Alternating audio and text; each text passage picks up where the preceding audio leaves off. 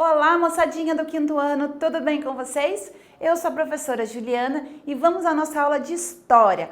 Vamos agora falar sobre o direito ao trabalho. Pensando nesta parte sobre o direito ao trabalho, as imagens na abertura do nosso capítulo mostram aqui uma pessoa fazendo artesanato, uma pessoa que dirige caminhão, uma pessoa que está dando aula,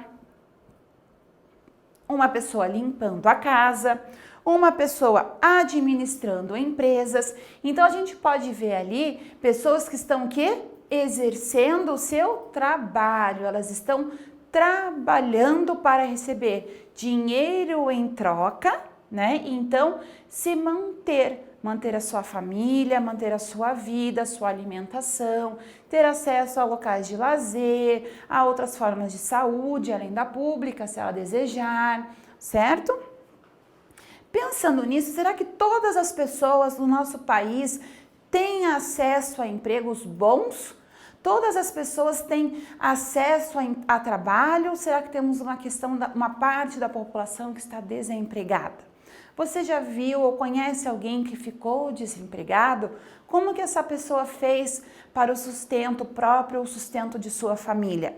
Como foi esse momento? Você sabe sobre isso? Pensando nisso, na seção Conversa Vai do nosso livro, diz ali, observe as imagens. Todas representam formas de trabalho? Sim, né? A pessoa que dirige caminhão, quem que é? São os caminhoneiros, por exemplo. Para você aí, como que você define o que é trabalho? A pessoa trabalhar é o quê? O que significa isso para você?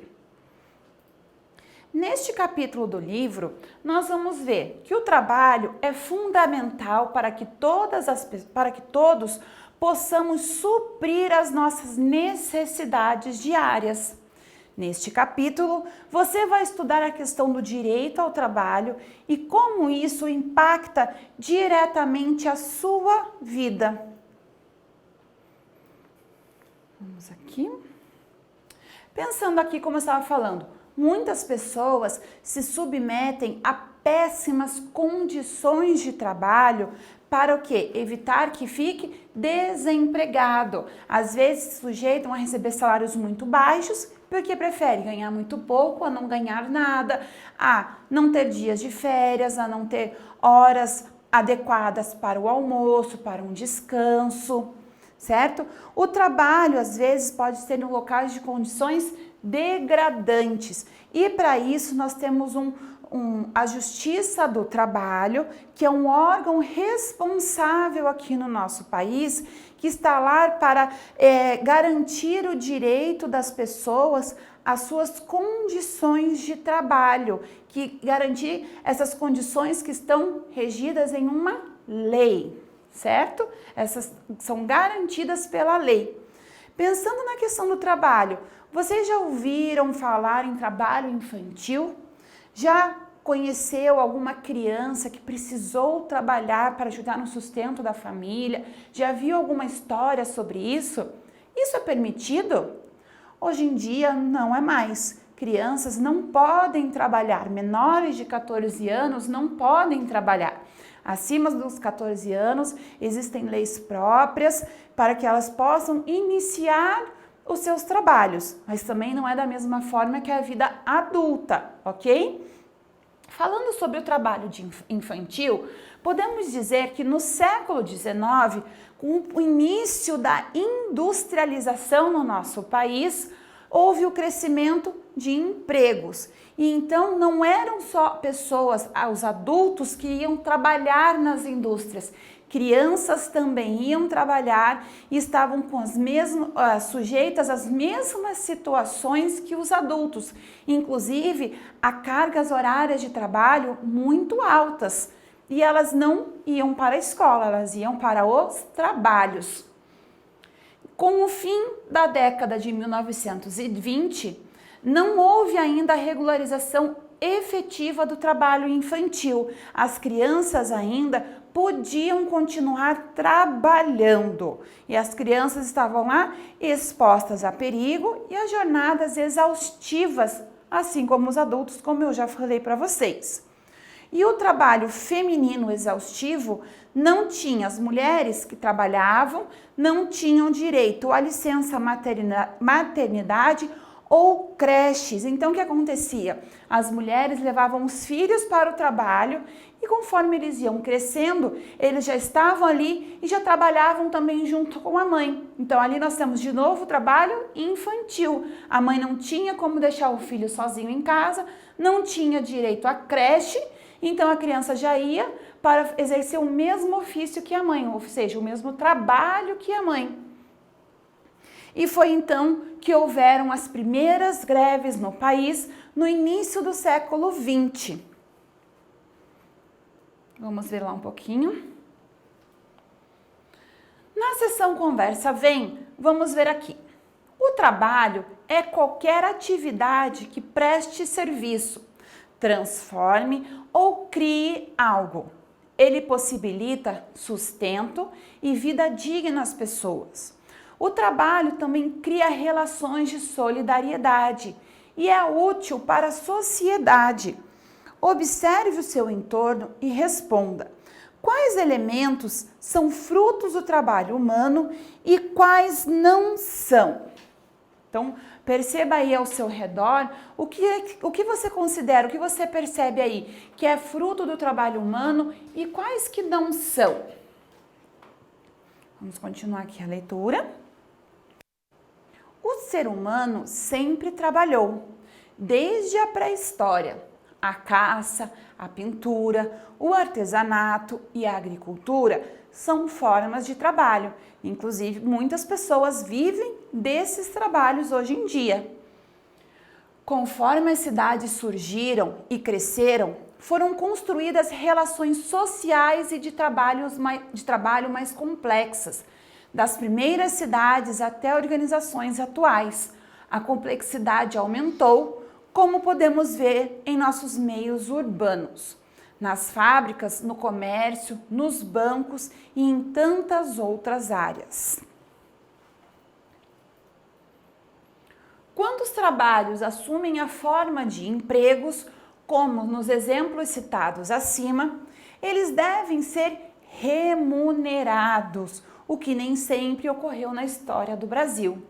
Durante os períodos colonial e imperial, foi praticada no Brasil a exploração da mão de obra escrava de indígenas, africanos e de seus descendentes nas principais atividades econômicas desenvolvidas no país. Então, aí nós estamos falando do trabalho escravo, onde as pessoas eram obrigadas a trabalhar e, em troca disso, nem comidas adequadas e nem local de moradia adequado elas recebiam. Lembram? Com a lupa na mão. Quando o trabalho escravo era permitido no Brasil, havia preocupação com o direito social ao trabalho? Justifique sua resposta. Vocês percebem isso, essa preocupação? Claramente a gente vê que não tinha essa preocupação, né? Que as pessoas elas eram levadas até a sua exaustão e nem muitas vezes nem este momento era respeitado. Vamos escrever juntos ali a resposta?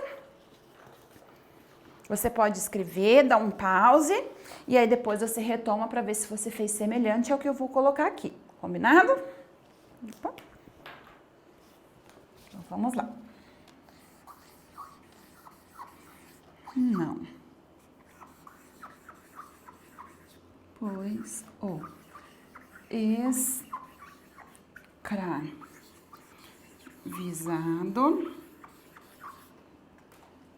não trabalhava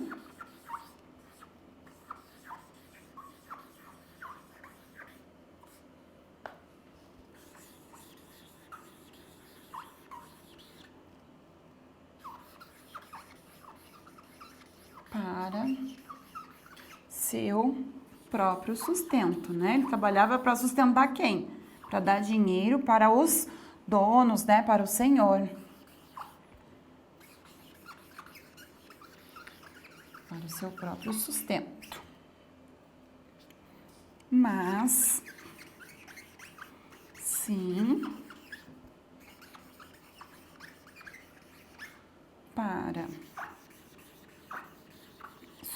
sustentar seu senhor.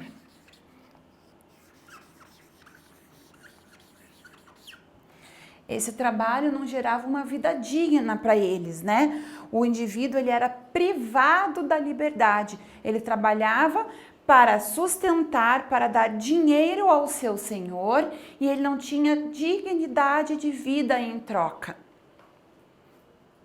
Na seção para saber mais, vamos ver um pouquinho sobre a questão do trabalho escravo. A escravidão é proibida no Brasil desde o ano de 1888. Apesar disso, existem muitas denúncias de trabalhadores em condições semelhantes à escravidão. Leia a reportagem a seguir. Lembra que nós falamos lá no início que muitas pessoas se sujeitam a essas condições precárias de trabalho com medo do desemprego? Vamos ver aqui. A necessidade de emprego aliada a falsas... Opa, faltou o título, a prof pulou, desculpe. Trabalho escravo no sul de Minas. 15 foram resgatados em fazenda de café. A necessidade de emprego aliada a falsas promessas engana milhares de pessoas todos os anos que acabam submetidas a condições degradantes de trabalho. Foi assim com 15 homens e rapazes resgatados em Muzambinho, sul de Minas, na semana passada. Eles estavam há meses trabalhando com a colheita do café, em péssimas condições. Funcionários contam que ficaram até 3 dias sem comer e não tinham condições mínimas de alojamento. Na colheita do café, é necessária uma máquina para realizar o trabalho, de valor médio de 2.000. Cada trabalhador da fazenda foi obrigado a comprar a sua e pagar pela gasolina que gastava, uma situação totalmente irregular. É um pouco semelhante ali ao trabalho escravo de certa forma, ok? Então, pessoal, nós vamos ficando por aqui e nos vemos em breve para mais uma aula de história, falando sobre o direito ao trabalho. Um beijo carinhoso e cuidem-se! Tchau!